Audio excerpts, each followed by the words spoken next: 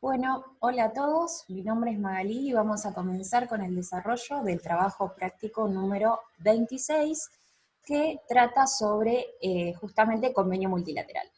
Ustedes pueden descargarse el texto del convenio multilateral, que como vimos es un texto que data del año 1977 y lo pueden descargar de esta página que tienen ahí, www.ca.gov.ar. Esta página es la página de la Comisión Arbitral, que la Comisión Arbitral es uno de los organismos de aplicación del convenio multilateral. Como vimos anteriormente, al convenio multilateral han adherido las 23 provincias y la Ciudad Autónoma de Buenos Aires, es decir, 24 jurisdicciones, y esto fue suscrito con el espíritu de ordenar el ejercicio de las facultades concurrentes entre dichas jurisdicciones respecto del impuesto sobre los ingresos brutos para evitar la doble o múltiple imposición mediante la distribución de materia imponible. Como vimos anteriormente, uno de los aspectos más conflictivos del impuesto sobre los ingresos brutos es el aspecto territorial. Estos aspectos conflictivos surgen cuando un mismo contribuyente ejerce su actividad en dos o más jurisdicciones.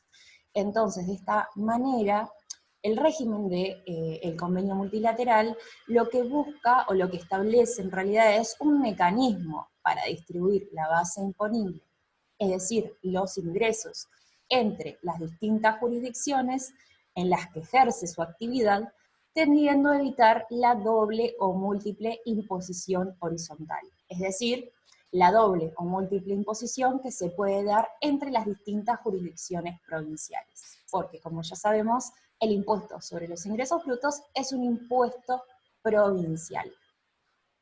Dicho esta breve introducción, lo que le quería comentar a todos antes de comenzar con el desarrollo del práctico específicamente, es repasar algunos artículos del texto del convenio que me parecen pertinentes para poder desarrollar el práctico. En este sentido, tenemos el artículo 1 del texto del convenio multilateral que nos habla cuál es el ámbito de aplicación del convenio. Y nos dice que las actividades a las que se refiere el presente convenio son aquellas que se ejercen por un mismo contribuyente en una, varias o todas de sus etapas en dos o más jurisdicciones, pero cuyos ingresos brutos, por provenir de un proceso único, económicamente inseparable, deben atribuirse conjuntamente a todas ellas. Entonces, ¿qué tenemos que tener en cuenta acá o cómo tenemos que analizar un caso para saber o no si estamos bajo el ámbito de aplicación del convenio o por el contrario se trata de un contribuyente local de ingresos brutos? ¿Cómo saber si justamente un contribuyente es contribuyente local o es un contribuyente del convenio multilateral? Tenemos que ver que hay una o varias actividades realizadas por un mismo contribuyente, es decir, por un mismo sujeto, pero esa actividad o esas actividades la realiza en dos o más jurisdicciones, provinciales obviamente, y los ingresos brutos provienen de un proceso único económicamente inseparable. Entonces, cuando nosotros tengamos un sujeto, un contribuyente, que realiza una actividad o actividad o actividades con estas características, vamos a tener que encuadrarlo dentro del régimen del convenio multilateral. También, como vimos anteriormente, hay dos mecanismos para distribuir las bases imponibles, es decir, para distribuir los ingresos entre las distintas jurisdicciones. Uno que va por el régimen general y otro que está vinculado a los regímenes especiales. Los regímenes especiales son los que están taxativamente enunciados del artículo 6 al artículo 13 inclusive, y se refiere a actividades específicas. Esos mismos artículos nos van a decir cómo tengo que asignar la materia imponible y ya nos van a decir cuál es el coeficiente de asignación de ingresos entre las distintas jurisdicciones. En cambio, El régimen general que se aplica de manera residual, es decir, si uno no encuadra en un régimen especial, tiene que ir sí o sí por régimen general, nos va a decir cómo tengo que calcular el coeficiente de asignación de ingresos a las distintas jurisdicciones. Por eso, el artículo 2 nos va a decir que, salvo los casos especiales, es decir, los regímenes especiales, los ingresos brutos totales del contribuyente, originados por las actividades objeto del convenio, se distribuirán entre todas las jurisdicciones. Una aclaración, entre todas las jurisdicciones, obviamente, en donde se ejerza la actividad, en la siguiente forma. El 50% en proporción a los gastos efectivamente soportados en cada jurisdicción y el 50% restante en proporción a los ingresos brutos provenientes de cada jurisdicción. Esto, que parece quizás medio difícil de interpretar al principio, cuando veamos los casos prácticos, van a ver que es más sencillo quizás en la aplicación, ¿no? Básicamente lo que nos está diciendo el artículo 2 es que los ingresos brutos del régimen general, originados por las actividades objeto del convenio, se van a distribuir entre las distintas jurisdicciones, tomando como parámetro por partes iguales, 50 y 50, a los ingresos y a los gastos. Otros artículos que están referidos al régimen general es el artículo 3, que define los gastos a los que se refiere el artículo 2, es decir, ¿cuáles son los gastos que tenemos que tener en cuenta? Bueno, aquellos originados en el ejercicio de la actividad. Hace una numeración ejemplificativa de que se consideran gastos vinculados al ejercicio de la actividad, y a su vez enuncia cuáles son los gastos no computables, que esta es una enumeración taxativa, que lo vamos a ver en los casos 3 y 4, ¿sí? Que se considera un gasto computable y un gasto no computable. Asimismo, el artículo número 4 dice que se entenderá que un gasto efectivamente es soportado en una jurisdicción cuando tenga una relación directa con la actividad en que la misma se desarrolla, ¿sí? Son distintas aclaraciones que va efectuando la norma respecto del régimen general. Y un artículo trascendental es el artículo 5, que nos dice cómo tenemos o qué datos tenemos que tomar en cuenta para calcular este famoso coeficiente unificado para distribuir la materia imponible, que justamente es el mecanismo que establece el régimen de convenio. Y nos dice que a los efectos de la distribución entre las distintas jurisdicciones del monto imponible total, se considerarán los ingresos y los gastos que surjan del último balance cerrado en el año calendario inmediato anterior. Es decir, que si por ejemplo la empresa cierra balance el 31 de diciembre del 2019, yo voy a tener que tomar el total de ingresos y el total de gastos que surjan del último balance cerrado al 31 de diciembre del 2019. Y en función de eso, calcular el coeficiente de ingresos, el coeficiente de gastos y posteriormente el coeficiente unificado. Pero, ¿qué puede pasar? Puede suceder que tengamos un sujeto que no lleve balance comercial. Entonces, en ese caso, la norma nos dice que de no practicarse balances comerciales, se atenderá a los ingresos y gastos determinados en el año calendario inmediato anterior. Bien, como dije anteriormente, los regímenes especiales están taxativamente enunciados en el artículo 6 al artículo 13, y esos artículos nos van a decir específicamente cómo tengo que distribuir la materia imponible o la base imponible entre las distintas jurisdicciones donde el contribuyente ejerce su actividad, y ahí ya me dice cuál es el coeficiente de asignación de ingresos, es decir, que no lo tengo que calcular como me dice el artículo 2, 50 y 50 de ingresos y de gastos. Esto que parece medio, ¿cómo decirlo?, un trabalenguas, lo vamos a ver ahora con un caso concreto en la práctica para que ustedes vean cuál es la aplicación de estos artículos. Acá vamos a estar hablando siempre de régimen general, ¿sí?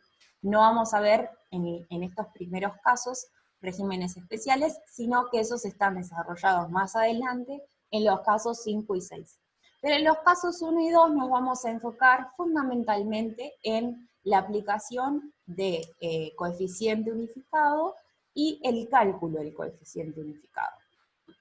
De esta manera, el caso número 1 nos habla de determinación de base imponible. ¿Por qué determinación de base imponible? Porque justamente dijimos que el mecanismo que establece el convenio multilateral es la distribución de bases imponibles entre las distintas jurisdicciones donde el contribuyente ejerce su actividad para evitar o tratar de evitar la doble o múltiple imposición horizontal.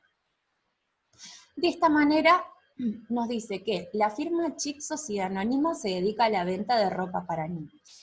Una salvedad, la venta de cosas muebles no está como una actividad especificada dentro de los regímenes especiales, con lo cual ya les adelanto, igualmente vayan a la norma, pero no van a ver, digamos, esta actividad como enumerada dentro de los regímenes especiales, por eso ya sabemos que encuadra por régimen general.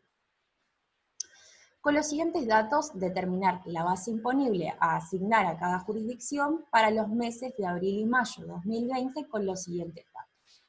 Entonces, como vimos anteriormente también, el impuesto sobre los ingresos brutos es un impuesto anual, pero se maneja por anticipos mensuales. Entonces acá lo que nos están pidiendo es que determinemos los ingresos a asignar en el mes de abril y en el anticipo de abril y en el anticipo de mayo del 2020 con los datos que nos dan el enunciado. Coeficientes unificados según balance cerrado el 31/12/2019. Acá está lo que les decía del artículo 5 del convenio multilateral, ¿sí? Que nos dice que para determinar el coeficiente unificado se atenderá a los ingresos y gastos según el último balance cerrado en el año calendario inmediato anterior. En nuestro caso estamos en el 2020, el año calendario inmediato anterior es el 2019 y el balance cierra el 31/12. Por eso tomamos esa información, ¿sí? Tomamos los ingresos y gastos del balance cerrado el 31/12 y acá ya nos da como dato el cálculo del coeficiente unificado.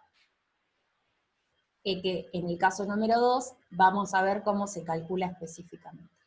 Básicamente nos dice que en Salta tiene un coeficiente unificado de 0,4360, Jujuy 0,2640, Misiones 0,1730, Chaco 0,027 y Tucumán 0,10. Una cosa que tienen que tener en cuenta como regla, digamos, de control, es que la suma de los coeficientes unificados de cada jurisdicción tiene que ser igual a 1. ¿Qué significa que sea igual a 1? Es decir, que 0,4360 más 0,2640 más 0,1730 más 0,027 más 0,10 tiene que ser igual a 1, porque si no es igual a 1, significa que estoy dejando de asignar materia imponible a alguna jurisdicción, ¿sí? Entonces, el control que tienen que hacer siempre es de ver que la sumatoria de los coeficientes unificados de cada jurisdicción sea igual a 1. También nos da como dato de que el 15 de mayo del 2020 había una sucursal en La Rioja. Ahora vamos a ver cuál es el tratamiento para esas situaciones. También nos da como dato cuáles fueron los ingresos por ventas en el mes de abril y en el mes de mayo. Lo que tenemos que tener en cuenta acá entonces es que, como vimos anteriormente, no se va a hacer una asignación directa a Jujuy, a Misiones, a Chaco y a Tucumán, sino que la asignación va a ser a través, la asignación de materia imponible, la asignación de ingresos, va a ser a través de los coeficientes unificados de cada jurisdicción. De esta forma, la forma de resolverlo, digamos, la forma de distribuir la materia imponible, es que tenemos que sumar, en el caso de abril y en el caso de mayo, el total de los ingresos a distribuir. En el caso de abril, tenemos tenemos que sumar los 35.000 más los 28.000 más los 29.000 más los 25.000, eso nos da un total de 117.000 y lo vamos asignando a través del coeficiente unificado. ¿Cómo? Multiplicando este total, los 119.000, lo vamos a multiplicar por cada uno de los coeficientes unificados de cada jurisdicción. De esta forma, en el mes de abril, le vamos a asignar a Salta 117 por 0,4360, le vamos a asignar 51.012. Lo mismo hacemos con Jujuy, lo mismo hacemos con Misiones, y lo mismo hacemos con Chaco y posteriormente con Tucumán. Obviamente, la sumatoria de estos 5 ingresos distribuidos entre las 5 jurisdicciones nos tiene que sumar 117.000. Lo mismo vamos a hacer con el mes de mayo. Tenemos los coeficientes de cada jurisdicción, los coeficientes unificados de cada jurisdicción, y los vamos a multiplicar por la sumatoria de ingresos obtenidos en el mes de mayo. Ojo, salvo los ingresos obtenidos por la jurisdicción La Rioja. Los ingresos obtenidos por la jurisdicción La Rioja los vamos a dejar afuera porque tienen un tratamiento especial. No porque se trate de la jurisdicción La Rioja, sino porque el enunciado nos dice que el 15 de mayo del 2020 inició actividad en esta jurisdicción. Entonces, en primer lugar, sumamos los 36.000 de Jujuy, los 38.000 de Misiones, los 29.000 de Chaco y los 25.000 de Tucumán, y eso nos da un total, vamos a usar otro color, de 128.000. Entonces, vamos a distribuir materia imponible en el mes de mayo de la siguiente manera. 128.000 por el coeficiente unificado de Salta, a Salta en el mes de mayo le voy a asignar 55.808. Lo mismo hacemos con Jujuy, lo mismo hacemos con Misiones, lo mismo hacemos con Chaco y lo mismo hacemos con Tucumán. Obviamente, la sumatoria de estos 5 ingresos distribuidos nos tiene que dar 128. ¿Y qué pasa con La Rioja? ¿Por qué lo dejamos fuera? Porque para estos casos de inicio de actividades, la norma prevé un tratamiento específico, y esto está plasmado en el artículo 14 del texto del convenio. ¿Qué nos dice el artículo 14? Que en los casos de inicio o cese de actividad, acá tenemos inicio de actividad en una nueva jurisdicción, no será de aplicación lo dispuesto en el artículo 5, es decir, no tenemos que aplicar coeficiente unificado, sino que se aplica los siguientes. Eso es lo que nos dice el artículo 14, ustedes lo pueden leer ahí, pero fundamentalmente lo que nos dice el artículo 14 en el caso de asignación, en el caso de inicio de actividad, es que va por asignación directa. Es decir, directamente asigno a La Rioja lo que se obtuvo ese mes en La Rioja. En este caso, el enunciado nos decía que el 15 del 5 había abierto una sucursal en La Rioja y que el ingreso por venta en La Rioja era 8.000. Entonces, directamente asignamos a La Rioja, por criterio de asignación directa, 8.000. Bien, acá está repetido lo que habíamos visto del artículo 5 del convenio, que se consideran los ingresos y los gastos que surjan del último balance cerrado en el año calendario inmediato anterior. Bueno, vamos directamente entonces a calcular el coeficiente unificado. El caso 2, ¿cómo se calcula el coeficiente unificado? Esto de lo que yo les decía del 50% de ingresos, del 50% de gastos, que establece el artículo 2 del régimen general del convenio multilateral. El enunciado nos dice que tenemos que calcular el coeficiente unificado de la empresa El Artefacto Sociedad Anónima. La firma desarrolla la actividad de venta al por mayor de productos electrónicos en las provincias de Buenos Aires, Entre Ríos y Ancaba y posee los siguientes ingresos y gastos al 31 de diciembre del 2019. Lo mismo, en primer lugar, estamos en el ámbito de aplicación del convenio multilateral porque tenemos un sujeto que desarrolla su actividad en 2 o más jurisdicciones a través de un proceso único económicamente inseparable. Asimismo, tenemos la aplicación del artículo 5º que nos habla de que se tomarán los ingresos y gastos que surjan del último balance cerrado en el año calendario inmediato anterior, que sería el balance cerrado al 31 de diciembre del 2019 en este ejemplo. Y por último, sabemos que estamos dentro del régimen general porque la actividad de venta al por mayor de productos electrónicos no está taxativamente enunciado en ninguna de las actividades establecidos en los regímenes especiales plasmados del artículo 6 al artículo 13 inclusive. Entonces tenemos un contribuyente de convenio multilateral que tributa bajo el régimen general y que lo que tenemos que hacer es calcular el coeficiente unificado que vamos a aplicar en el año 2020. ¿Cómo? Tomando los ingresos y los gastos que surgen del último balance cerrado al 31 de diciembre del 2019. Entonces me da los datos del total de ingresos y el total de gastos, obtenidos en cada jurisdicción, Buenos Aires, Cava y Entre Ríos, y por último tenemos el total de ingresos y el total de gastos. ¿Cómo hacemos para calcular el coeficiente unificado? Tenemos que calcular en primer término los coeficientes de ingresos y en segundo término el coeficiente de gastos. Los coeficientes de gastos, mejor dicho. Y por último, el coeficiente unificado. Esto, que parece un trabalengua, nuevamente van a ver que es muy sencillo de aplicación en la práctica. ¿Cómo tenemos que hacer para calcular el coeficiente de ingresos? Simplemente dividimos. Por ejemplo, tenemos Buenos Aires. Durante el año 2019, la provincia de Buenos Aires obtuvo ingresos por 365.000. Entonces, para calcular el coeficiente de ingresos de la provincia de Buenos Aires, dividimos los 365.000 por el total, que es 590. 590.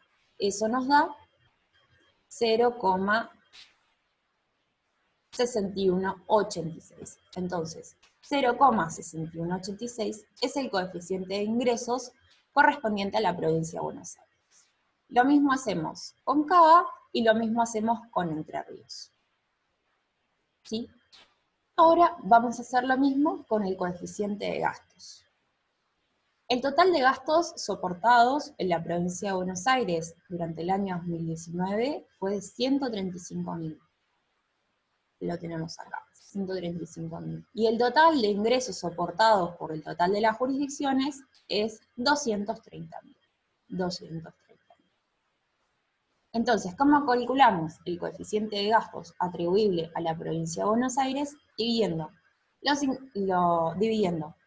los gastos soportados en la provincia de Buenos Aires, que son 135.000, por el total de gastos soportados en todas las jurisdicciones, que es 230.000. Eso nos da 0,5869. Y acá viene lo trascendental o la aplicación del artículo 2. Voy a subir un cachito para volver a repetir cómo es el cálculo del coeficiente unificado. Nos dice, ay, se me fue, ahí está. Salvo los casos especiales, es decir, salvo los regímenes especiales, los ingresos brutos totales del contribuyente se distribuirán entre todas las jurisdicciones en las que se ejerce actividad de la siguiente forma. El 50% en proporción a los gastos efectivamente soportados en cada jurisdicción y el 50% restante en proporción a los ingresos brutos provenientes de cada jurisdicción. La aplicación en la práctica de este artículo 2 es esto que vamos a ver a continuación, el famoso 50 y 50. ¿Cómo es el famoso 50 y 50? Es, sumo el coeficiente de ingresos con el coeficiente de gastos, lo divido por 2. Eso me va a dar el coeficiente unificado atribuible a la provincia de Buenos Aires. Nuevamente repetimos. ¿Cómo determinamos este 50 y 50 o cómo se ve plasmado en la práctica? A través de sumar el coeficiente de ingresos de la jurisdicción Buenos Aires con el coeficiente de gastos de la jurisdicción Buenos Aires, lo sumamos, lo dividimos por 2, al dividirlo por 2 estamos diciendo que, digamos, se ponderan de igual forma, y eso nos da el coeficiente unificado atribuible a la provincia de Buenos Aires. Lo mismo hacemos con Cava, lo mismo hacemos con Entre Ríos. El coeficiente unificado de Cava nos da 0,20. El coeficiente unificado de Cava nos da 0,2575 y el coeficiente unificado de Entre Ríos nos da 0,1397. Nuevamente, el control que tenemos que hacer para saber que estamos distribuyendo toda la materia imponible es que la sumatoria de los coeficientes unificados nos tiene que dar 1. Hacemos el cálculo, 0,6028 más 0,2575 más 0,1397 es igual a 1. Se cumple, entonces, en el periodo fiscal 2020, en los anticipos del 2020, vamos a aplicar estos coeficientes unificados para la distribución de materia imponible entre las jurisdicciones de Buenos Aires, Cava y Entre Ríos. Una cuestión quizás aclaratoria para que tengan en cuenta es lo que establece una resolución de la Comisión Arbitral que salió el año pasado, es la Resolución General 10 del 2019 de la Comisión Arbitral, que dice que cuando no fuera posible contar con la información necesaria para la determinación del coeficiente unificado correspondiente, es decir, lo que acabamos de hacer, al momento de presentar la declaración jurada del primer anticipo del año calendario, deberán utilizarse el coeficiente unificado del año calendario en los primeros 3 anticipos. Básicamente, ¿qué nos quiere decir esto? Que si nosotros tenemos, por ejemplo, una empresa que cierra balance el 31 de diciembre del 2019, seguramente para liquidar el anticipo de enero todavía no tengamos la información, porque justamente, como sabemos, tenemos 4 meses posteriores al cierre para lo que es la preparación de los balances. Entonces, esta norma, digamos, esta resolución general de la Comisión Arbitral, que ya se venía aplicando así, digamos, es que, bien, bueno, no tenés la información necesaria al 31 de diciembre del 2019. ¿Qué me dice?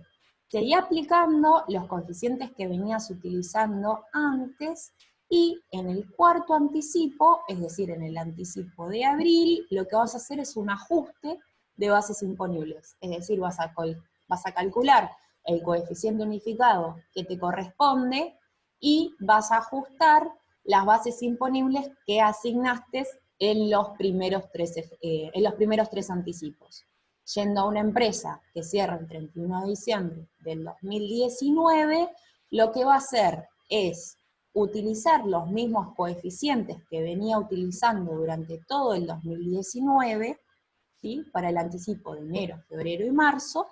En el mes de abril va a calcular los nuevos coeficientes unificados con la información que surge del balance cerrado al 31 de diciembre del 2019, y con ese nuevo cálculo de coeficiente unificado va a ajustar las bases imponibles que se han asignado en los periodos de enero, marzo y abril. Esto lo hace en el anticipo número 4, es decir, en el anticipo de abril 2020. Y a partir de abril 2020, sí ya aplica ese nuevo coeficiente unificado, en realidad esos nuevos coeficientes unificados, a todos los anticipos hasta que finaliza el año. Bueno, Esto para concluir el caso 1 y 2, quizás se hicieron un poco más largos porque tratamos sí de que se entienda la norma, es digamos, es un impuesto nuevo que ustedes nunca habían visto, y lo que vamos a ver ahora más adelante, en los casos 3 y 4, es ver qué ingresos y qué gastos son computables para el cálculo del coeficiente de ingresos y el coeficiente de gastos, y posteriormente vamos a ver eh,